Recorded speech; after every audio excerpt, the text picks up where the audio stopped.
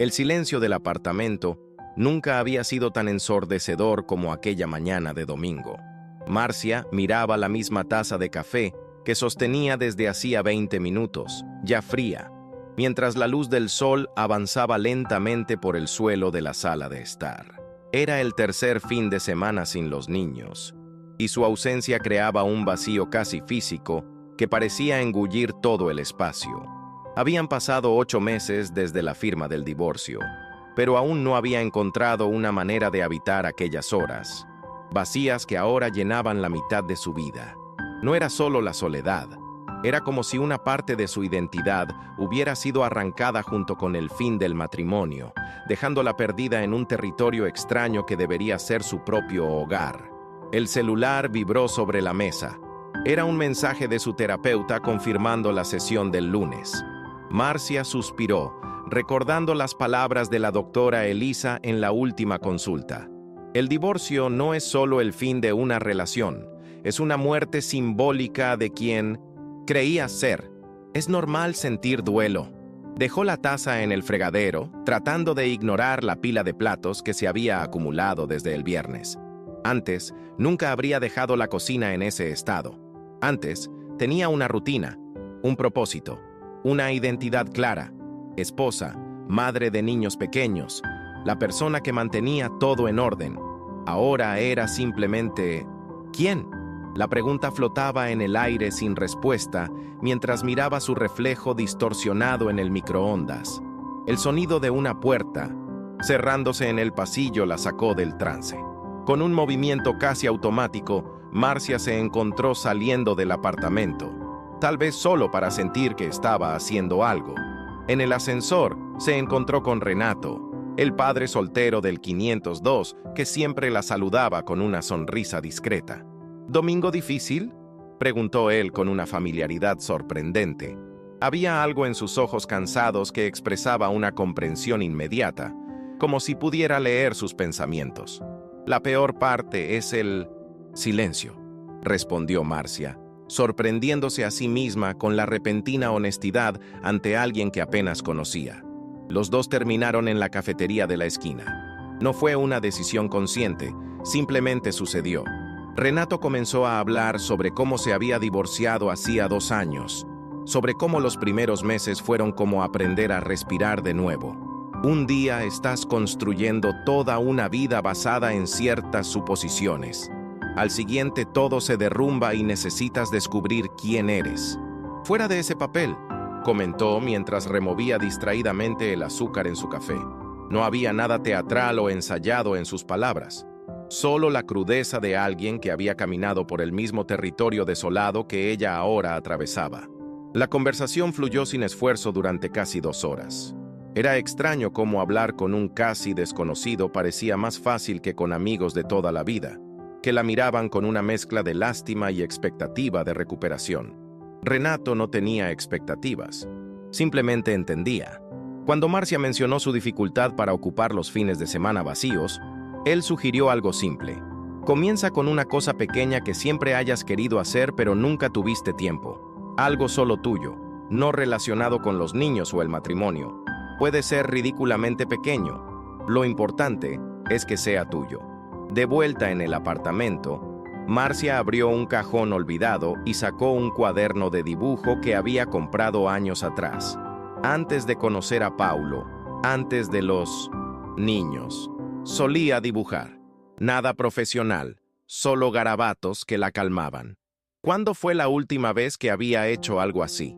¿Solo para sí misma, sin pensar en ser útil para alguien más? Se sentó cerca de la ventana y comenzó a trazar líneas vacilantes.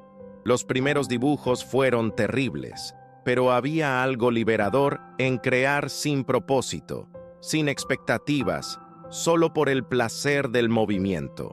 A la mañana siguiente, en la sesión con la doctora Elisa, Marcia habló sobre el encuentro casual con Renato y sobre cómo había retomado el dibujo. ¿Sabes qué me di cuenta? Que en los últimos años solo me definía por los roles que desempeñaba para los demás. Era como si no existiera fuera de mi función. La terapeuta sonrió suavemente. ¿Y quién es Marcia cuando está sola? Esa es una pregunta que vale la pena explorar. Por primera vez en meses, la idea de descubrir no parecía tan aterradora. Había incluso una pequeña chispa de curiosidad en medio del miedo. Las semanas siguientes trajeron una rutina diferente. No era perfecta ni libre de momentos de tristeza abrumadora, pero tenía su propio ritmo. Los martes, Marcia y Renato se encontraban para un café rápido antes del trabajo. Nada romántico, solo la complicidad de dos personas navegando un territorio similar. Ella continuó dibujando, redescubrió su gusto por los documentales de ciencia que Paulo encontraba aburridos y probó un curso de fotografía en línea. Pequeños pasos, intereses redescubiertos, fragmentos de una identidad que estaba emergiendo de los escombros. Un jueves común, Marcia recibió una llamada de su hermana. «Suenas diferente», comentó Cristina después de unos minutos de conversación. «Más presente». Marcia pensó un poco antes de responder. «Creo que estoy empezando a descubrir quién soy sin necesidad de ser la esposa de alguien». La frase surgió espontáneamente, pero llevaba una verdad que había estado sintiendo gradualmente. No era que el dolor hubiera desaparecido por completo. Todavía había momentos en que la soledad pesaba como plomo, pero algo nuevo estaba surgiendo en medio de las cenizas de lo que había terminado. Esa noche, sentada en el balcón de su apartamento, Marcia hojeó su cuaderno de dibujo, ahora casi lleno. Los primeros garabatos torpes habían evolucionado hacia algo con más confianza, más personalidad. Era una metáfora demasiado obvia, pensó con una sonrisa irónica. Aún así, era verdadera. Su celular vibró con un mensaje de Renato, preguntando si le gustaría participar en un grupo de caminata para padres solteros el próximo fin de semana. «¿Por qué no?», respondió, sintiendo una leve ansiedad mezclada con curiosidad. Era un pequeño paso, pero significativo. El domingo llegó con una luminosidad diferente. Marcia despertó antes de la alarma, preparó un café y observó el movimiento de la calle allí abajo. En unas horas, conocería a personas que no conocía, que estaban pasando por experiencias similares a la suya. En unos días, los niños volverían, trayendo su energía caótica al apartamento. Y la semana siguiente, se irían de nuevo. Este era el nuevo ritmo de su vida. Llegadas y partidas, silencio y ruido, soledad y compañía.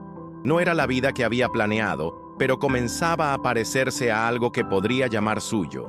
Cuando salió del edificio para encontrarse con Renato y el grupo de caminata, Marcia se dio cuenta de que ya no tenía esa sensación constante de estar conteniendo la respiración. El futuro aún era incierto.